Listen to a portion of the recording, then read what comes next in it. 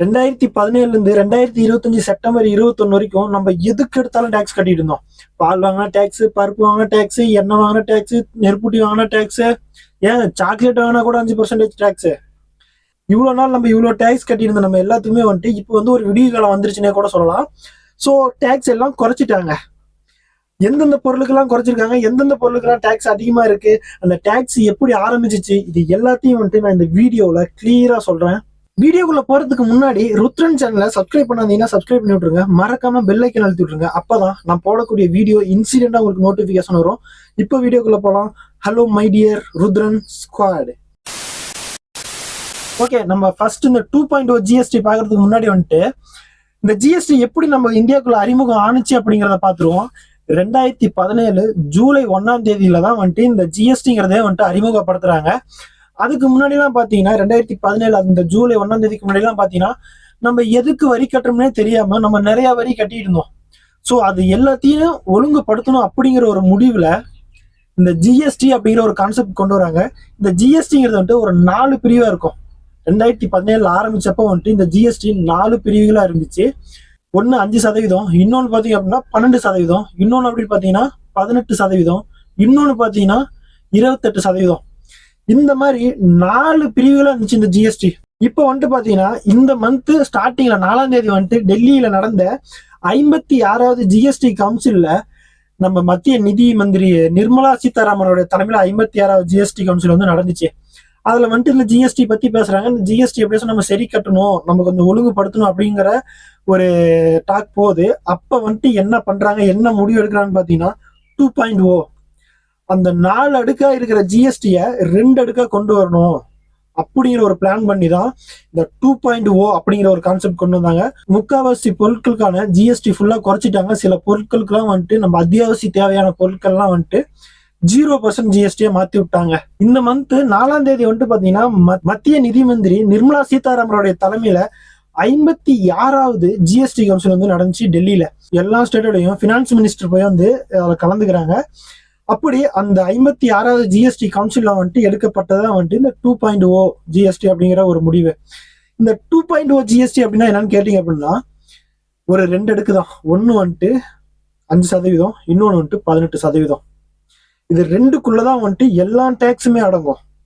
ஆனா இன்னொரு ஸ்பெஷலா ஒரு டேக்ஸ் இருக்கு, 40% அப்படின்ட்டு.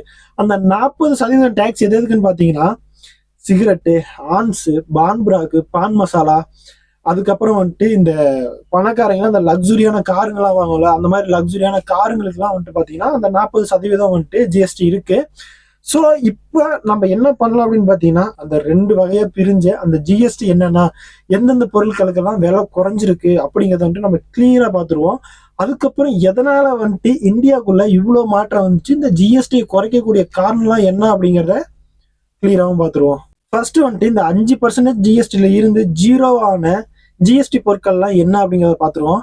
ஃபர்ஸ்ட் பால், சென்னா, அதுக்கப்புறம் பன்னீர், ரொட்டி, பரோட்டா, அந்த மாதிரி இருக்கிற நம்ம சாப்பிட்ற பொருட்கள் எல்லாமே 5% டேக்ஸா இருந்துச்சு. அதை எல்லாத்தையுமே குறைச்சி இப்ப 0% ஆயிட்டாங்க. அதுக்கு ஜிஎஸ்டி கிடையாது. அதுக்கப்புறம் பாத்தீங்கன்னா பென்சிலு, ரப்பரு, அதுக்கப்புறம் பேனாக்கு, இந்த மாதிரி ஸ்கூல் அந்த இதெல்லாம் அந்த மாதிரி எழுதுற பொருட்கள், இந்த மாதிரி இதெல்லாம் அதுக்கு 5% டேக்ஸ் இருந்துச்சு. அதையும் எல்லாத்தையும் குறைச்சி இப்ப 0% மாத்தி விட்டாங்க. இந்த மாதிரி பொருட்கள் எல்லாமே 5%ல இருந்து 0% மாறிடுச்சு. அதுக்கப்புறம் பாத்தீங்கன்னா 33 மெடிசன்ஸ், அதாவது உயிரை காப்பாத்துற மருந்துகள் 12% டேக்ஸ் போட்டு இருந்தாங்க. அதை எல்லாத்தையுமே இப்ப பாத்தீங்கன்னா வெறும் 0% மாத்தி விட்டாங்க.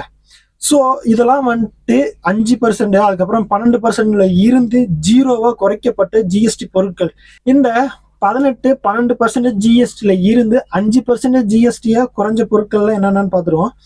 அதுல என்னென்ன வரும் அப்படின்னு பாத்தீங்கன்னா அதுக்கப்புறம் நம்ம ப்ரெஸ், பேஸ்ட், ஷாம்பு, சோப்பு, அதுக்கப்புறம் பாத்தீங்கன்னா தையல் மிஷினு, அதுக்கப்புறம் நாப்கின், அதுக்கப்புறம் சாக்லேட்டு, காஃபி தூள், கறி, அதுக்கப்புறம் வெண்ணெய், அதுக்கப்புறம் எண்ணெய், இதெல்லாம் 5% குறையுது. அதுக்கப்புறம் பாத்தீங்கன்னா நம்ம போடுற ட்ரெஸ், செருப்பு, அதுக்கப்புறம் விவசாயத்துக்கு தேவைப்படுற சில மிஷினரிஸ், டிராக்டரு, இந்த மாதிரி எல்லாம் பாத்தீங்கன்னா 18%ல இருந்துச்சு. அதெல்லாம் 5% ஜிஎஸ்டியா மாத்திட்டாங்க.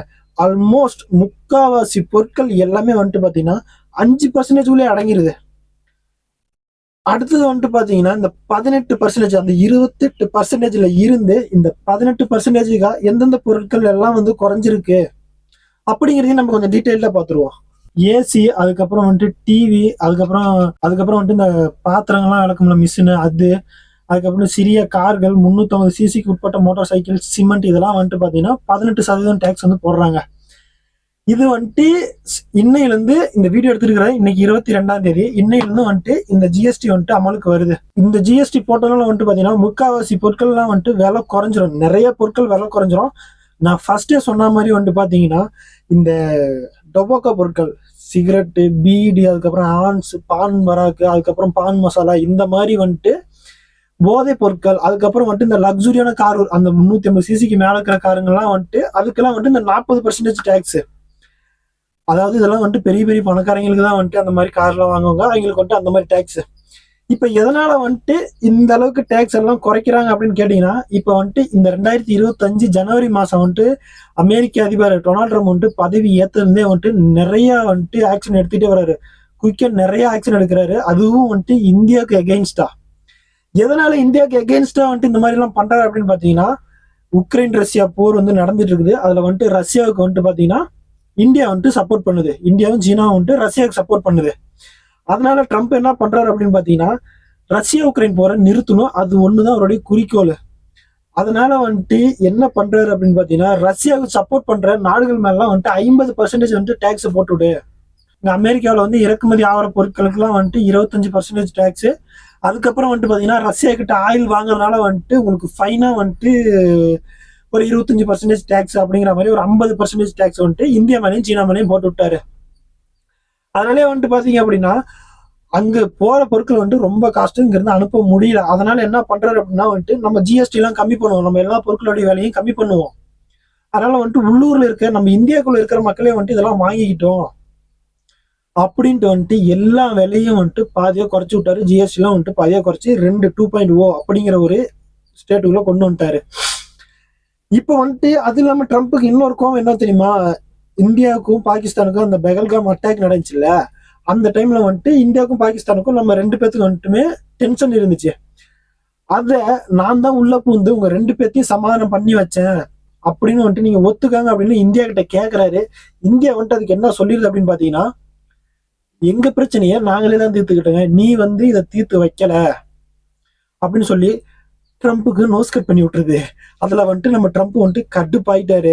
அதுக்கப்புறம் வந்துட்டு பாத்தீங்க அப்படின்னா இந்த நோபல் பரிசுன்னு ஒண்ணு இருக்கும், இந்த எல்லாத்தையும் வந்துட்டு சமாதானப்படுத்தி வச்சு நான் வந்துட்டு அமைதி விரும்புறோம் அப்படின்ட்டு இந்த பீஸ் பரிசு கூட சொல்லிக்கலாம்.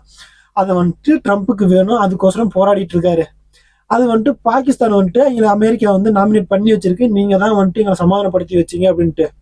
அதே மாதிரி ட்ரம்ப் இந்தியாவுக்கு ஃபோன் பண்ணி நீங்களும் இந்த மாதிரி நாமினேட் பண்ணுங்க அப்படின்னு சொல்லும் போத, இப்போ நம்ம போய் நம்ம நாமினேட் பண்ணிட்டோம் அப்படின்னா ட்ரம்ப் தான் வந்துட்டு நம்ம 2 பேர்த்தையும் சமாதானப்படுத்தி வச்சாரு அப்படிங்கிற மாதிரி ஆயிருந்ததுனால வந்துட்டு எங்க பிரச்சனையை நாங்களே தீர்த்துக்கிட்டோங்க, நீங்களாம் எங்களை சமாதானப்படுத்தி வைக்கல அப்படிங்கிற மாதிரி மறுபடியும் போனை வச்சிடறாரு. அதனால வந்துட்டு பயங்கரமா கடுப்பாயிடுறாரு. இது ஒரு ரீசன். அதுக்கப்புறம் வந்துட்டு இந்த ரஷ்யா உக்ரைன்ல இருந்து அதுக்கப்புறம் வந்துட்டு பாத்தீங்கன்னா ரஷ்யா கிட்ட இருந்து நம்ம ஆயில வந்துட்டு அதிகமான அளவுல வாங்கிட்டு இருந்தோம். அதுக்கு முன்னாடி நம்ம வாங்கிட்டு இருந்தோம், ஆனா வந்துட்டு கம்மியா வாங்கிட்டு இருந்தோம், அந்த அளவுக்கு ரொம்ப கிட்ட போல. அப்பயுமே வந்துட்டு ரஷ்யாவும் நம்மளும் ரொம்ப ஃப்ரெண்ட்ஸ் தான், ஆனா ரொம்ப திக்கா இல்ல, ஹாய் பை ஃப்ரெண்ட்ஸ் மாதிரி இருந்தோம். இப்ப வந்துட்டு பாத்தீங்கன்னா ட்ரம்ப் இந்த அளவுக்கு டேக்ஸ் போட்டதுக்கு அப்புறம் நம்ம ரஷ்யா கிட்டையும் சரி சீனா கிட்டலாம் நம்ம கிட்டத்தட்ட 5 வருஷத்துக்கு முன்னாடி பேசணும். அந்த டைம்ல வந்துட்டு பார்டர் பிரச்சனை நடந்துச்சு. அதுக்கப்புறம் வந்துட்டு சீனா கூட இந்த ரிலேஷன்ஷிப்பை ஃபுல்லா கட் பண்ணி வச்சிட்டோம். அதுக்கப்புறம் இது நடந்ததுக்கு அப்புறம் வந்துட்டு நீ எங்களை போட்டு அடி அடிக்கிறியா, இத்தனை நாள் நல்லா தானே பழகிட்டு இருந்த, இப்ப ஏன் இப்படி பண்ற, நான் உங்ககிட்ட வந்து அடங்கி போறதுக்கு பதிலா என்ன ரொம்ப நாளா வேணும்னு நினைக்கிற சீனா கிட்டையும் சரி ரஷ்யா கிட்டையும் சரி நான் இன்னும் கொஞ்சம் நெருங்கி போய்க்கிறேன் அப்படின்ட்டு இப்போ ரீசெண்டா வந்துட்டு எஸ்சிஓ சமிட்டி அப்படின்னு வந்துட்டு சீனால நடந்துச்சு, அதுல போய் கலந்துக்கிட்டாரு நம்ம பிரதமர் நரேந்திர மோடி.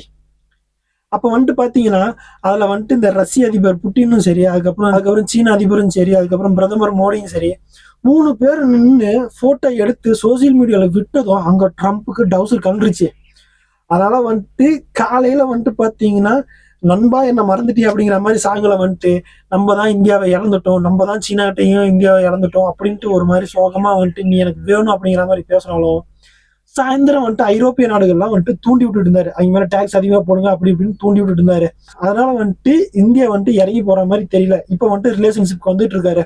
ஸோ ஓகே, இது ஒரு பக்கம் இருந்தாலும் இதனால வந்துட்டு அந்த மாதிரி நாட்டுக்கு போய் நம்ம அதிகமான விலையில விற்கிறதுனால வந்துட்டு நம்ம நாட்டிலே வித்துக்கலாம் அப்படின்ட்டு தான் வந்துட்டு நம்ம மோடி இந்த மாதிரி பிளான் பண்ணி எல்லாம் ஜிஎஸ்டியும் குறைச்சி விட்டது. ஸோ கைஸ், இப்போ வந்துட்டு இன்னையில இருந்தே எல்லா பொருட்கள் மேல இருந்த ஜிஎஸ்டியும் வந்துட்டு குறைஞ்சிருச்சு. ஸோ அதனால போயிட்டு தாராளமா வாங்குங்க, பிரச்சனை கிடையாது. உங்க கம்ஃபர்ட் ஜோன் பொறுத்த அளவுக்கு வாங்கிக்காங்க. இந்த வீடியோ அவ்வளவுதான். இந்த ருத்ரன் சேனலை சப்ஸ்கிரைப் பண்ணாதீங்கன்னா சப்ஸ்கிரைப் பண்ணிருங்க. நான் இன்னொரு இன்ட்ரெஸ்டிங்கான நியூஸோட உங்களை வந்து மீட் பண்றேன். இப்போ நான் கிளம்புறேன். பாய்.